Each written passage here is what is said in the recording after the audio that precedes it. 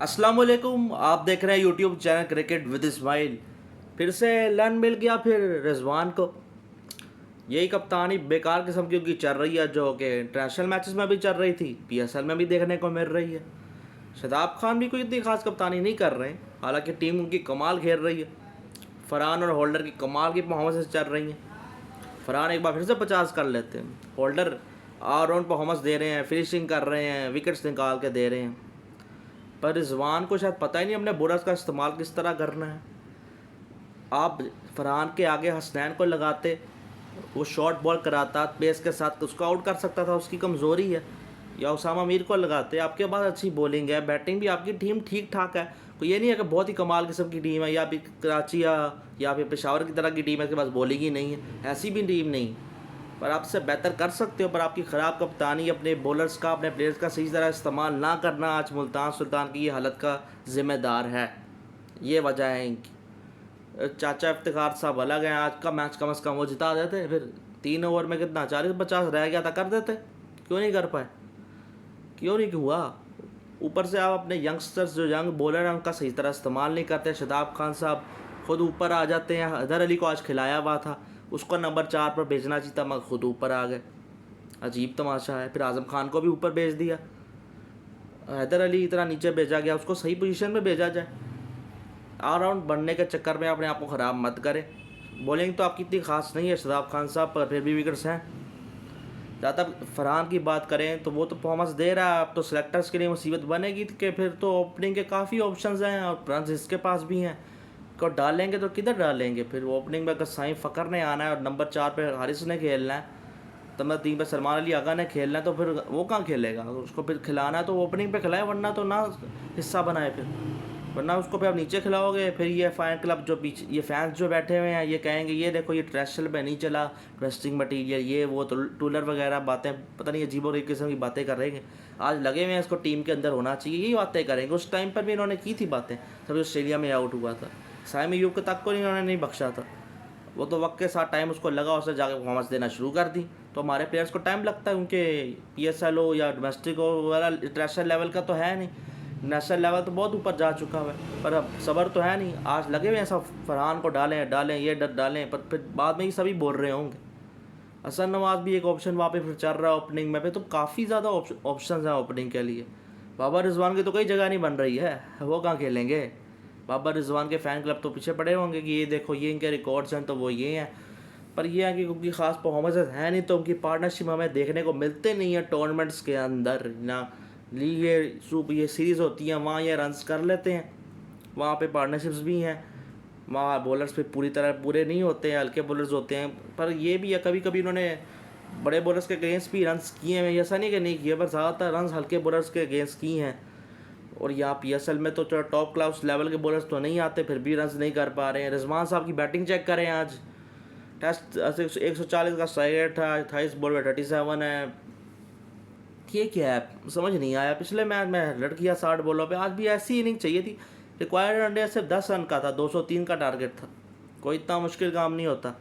PSL में वही चीज़ चली जा रही है, एक टीम 200 प्लस रन करती है, अगली टीम चेज ही नहीं कर पाती। सिर्फ एक बार वो हो गया था, रांची किंग्स ने कर लिया था, उनका अलग हिसाब है, तो पिछली वीडियो में मैं कर चुका हूँ। वो जो हेयर ड्रायर वाला मुसीबत डाली है उन्होंने, फिर पता नहीं अब क्या दिया होगा उन्होंने, मुझे ये नहीं पता। हारने में भी कुछ देते होंगे। क्राउड आज बेहतर ज़रूर है, मगर ये पिंडी है, यहाँ कैपेसिटी भी कम है, उस तरह का नहीं आ रहा ना, नहीं अट्रैक्ट हो रहा, एक्टिविटीज़ ये नहीं कर रहे। पर से बेड़ा गर्क तो हमारा वैसे भी क्रिकेट का हुआ हुआ है। पीएसएल भी कहाँ तक रहेगा, वैसे भी पीछे रह चुका हुआ है हर मामले के अंदर। और पाकिस्तान क्रिकेट तो बिल्कुल ही ख़त्म होने के कगार पे पहुँच चुकी हुई। वुमेंस टीम का मैच मैं देखने गया था, वो कुछ फाइट दिखा रही है, मगर वो भी आपको पता है वो टीमें हल्की हैं, उनके खिलाफ भी हम बैटिंग में कोलैप्स कर रही है हमारी वुमेंस टीम। बॉलिंग में कम बैक करके जीतती हैं, चीज़ अच्छी है, मगर फिर भी मसले तो वहाँ पर हैं।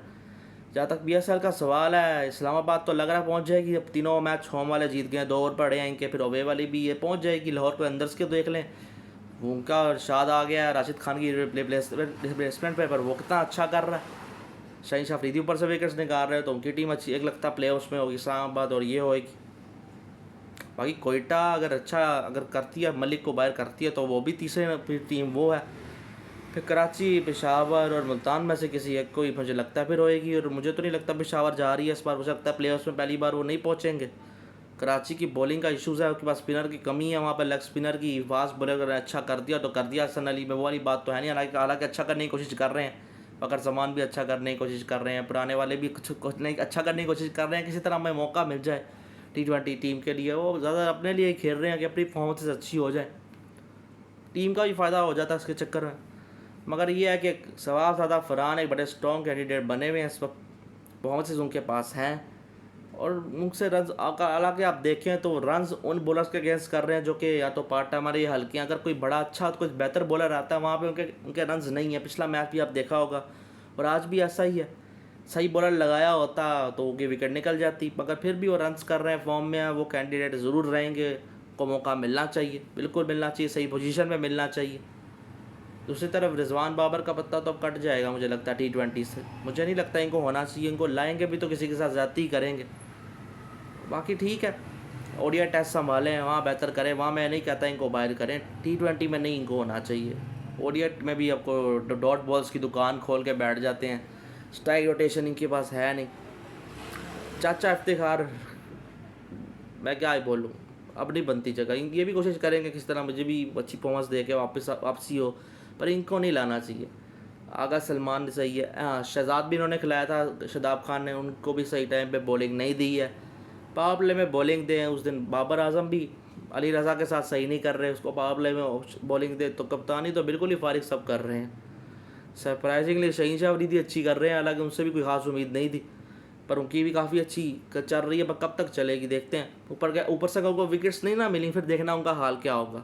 और इशाद अगर किसी दिन बुरा चला गया तो उनका भी बेड़ा गर्क हो सकता है, मगर फिर भी उनकी टीम काफ़ी बेहतर लग रही है। पुरानी वाली जो 2 बार चैंपियंस बनी है उस तरह की टीम नज़र आ रही है, ये अच्छी चीज़ है, ये काफ़ी अच्छी चीज़ है। बाकी IPL के मैचेस कमाल के हो गए, PSL के टाइम के अंदर बड़े ज़बरदस्त किस्म के मैचेस हो रहे हैं। एकदम से सुपर ओवर भी देखने को मिल गया। मुझे लगा था इस टाइम पे IPL के नहीं अच्छे हो रहे हैं, PSL राइज कर रहा होगा, पर PSL में एक मैच अच्छा हुआ है, पर बाकी बोरिंग किस्म के, वो आपको पता ही है, सेकेंड इनिंग में कोलैप्स हो जाता है। पर यहाँ तो कल 111 डिफेंड हो गया, सुपर ओवर हो गया, अभिषेक शर्मा वो चेज़ हो गया, कमाल ही कर दिया। तो IPL तो राइज के ऊपर वहाँ पर चल रहा है, काफ़ी अच्छा चल रहा है। काफ़ी यंग प्लेयर्स नज़र आ रहे हैं, जो कि कंपटीशन तो वहाँ भी रहेगा, पर उनका क्वालिटी लेवल हमारे प्लेयर से कई गुना बेहतर है।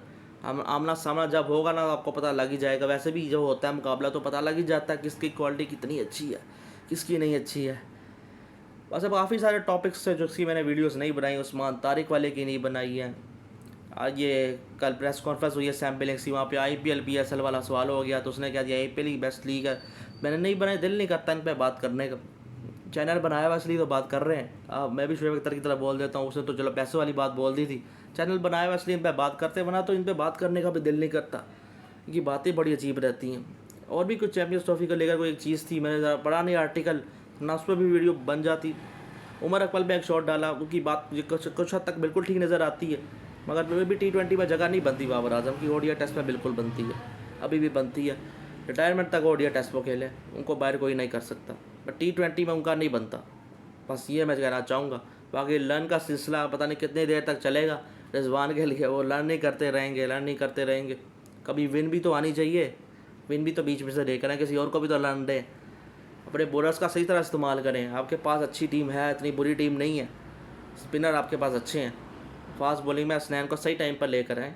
और जॉर्डन आप देखें, अब यॉर्कर्स मिचेल स्टार्क ने करवाए, मुझे समझ नहीं आती कि फास्ट बॉलर्स एंड में इसी तरह यॉर्कर्स ही क्यों नहीं मारते। मुझे पता है लो फुल टॉस होने का चांस होता है, मगर यही बेस्ट ऑप्शन है। स्लो वन भी लोग पिक कर लेते हैं बैट्समैन, तो यॉर्कर्स ही बेस्ट है। और जिसका लेट मूवमेंट होती हो वो तो कमाल ही करेगा फिर यॉर्कर्स के साथ, जो मिचेल स्टार्क ने कर दिया। पुराने दिनों की याद कराई उन्होंने अपने, वो काफ़ी टाइम से ऐसी बॉलिंग नहीं कर रहे थे। आज IPL में काफ़ी ज़बरदस्त मैच हुआ उनका, कमाल करिए उन्होंने सुपर ओवर में, और लेवल किस्म कर दिया। राजस्थान तो बेकार ही वहीं पर हो गई, इतना चांस दिया उन्होंने वापसी कराने के दिल्ली को, एंड में दिल्ली को जिता दिया उन्होंने।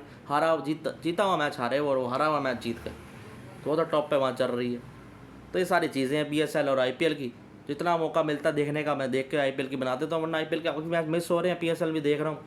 उम्मीद है कि PSL में भी कोई सुपर ओवर देखने को मिले, कोई क्लोज मैच हो जाए। चाहे उस दिन हो गया था कराची और मुल्तान का, राइवलरी तो उनकी बन रही है, तो कुछ मैच अच्छे देखने को मिल जाए तो बेहतर रहेगा। वरना फिर लर्न का सिलसिला ही रिजवान की तरह हमारा भी लर्न का सिलसिला ही चली जाएगा, कि हमें भी लर्न नहीं मिल रहा होता है साथ साथ। वरना और भी काफ़ी टॉपिक्स है। बॉल वाला ओडिया वाला मैं भूल गया था, आज मैं तकरीबन सारे थोड़े थोड़े करके डिस्कस कर लेता हूँ इस वीडियो के ऊपर। ओडिया में ये कह रहे हैं कि 2 न्यू बॉल जो होती हैं वो 34 ओवर्स तक की रहेंगी और फिर उसके बाद से फील्डिंग टीम डिसाइड करेगी उन 2 न्यू बॉल में से कौन सी बॉल इस्तेमाल करनी है, यानी कि ओल्ड हो चुकी होगी दोनों में, कौन सी इस्तेमाल करनी है। रिवर्स स्विंग का फैक्टर फिर आ जाएगा। मैं तो ये कहता हूँ कि शुरू से ही एक बॉल लगा लें, इस तरह कर लें, वरना 25 ओवर तक कर लेते, मतलब ये भी ठीक ही है, बुरा नहीं है। वो जो मीटिंग हुई है उसमें हमारे सैयद सुमेर प्रेजेंट नहीं थे। ये सारी चीज़ें हुई हैं पिछले कुछ टाइम के अंदर, तो प्रेजेंट नहीं थे। वो जो 2 हमारे आए थे आमिर मीर साहब और जो CFO जो थे बैठे हुए थे कि कैंपियस ट्रॉफी में नुकसान नहीं हुआ, फ़ायदा हुआ है, तो फाइनेंशियल रिपोर्ट आएगी, वो भी तक रिपोर्ट नहीं आई हुई वहाँ पर। तो काफ़ी कुछ चला PCB के अंदर, काफ़ी क्लाउनरी चल रही है। उस्मान तारिक वाला आपको बताया चल रहा, तो लम्स में मौजूद है, करेक्शन क्लियर कराते हैं, वहाँ से रिव्यू होता तो वो कुछ हुआ ही नहीं है। तो काफ़ी चीज़ें हुई हैं, टॉपिक्स पर वीडियो मैंने नहीं बनाई, दिल नहीं किया उनके ऊपर बात करने का, पर आज मैं छोटे छोटे करके बात कर रहा हूँ। तो ये सब क्लाउन ही है, सारे के सारे क्लाउन वाली लेवल इंक्रीज़ होता रहता है रोज़ रोज़ ना कुछ कंटेंट देते रहते हैं। हेयर ड्राई वाला तो अलग ही लेवल कर दिया ना, कोई मेडल दे देते उसके साथ हेयर ड्राई दे देते, वो वीडियो उसकी कोई ना बनवाते, अगर देना भी था अपना स्पॉन्सर लगा हुआ था ना उनका अपना, तो बस इसलिए किया उन्होंने और कुछ नहीं किया। तो ये सारी चीज़ें आगे देखते हैं, फिर आगे चलकर फिर क्या होता है। लर्न करते रहें, इसी के साथ वीडियो करें लाइक, चैनल करें सब्सक्राइब। अल्लाह हाफ़िज़।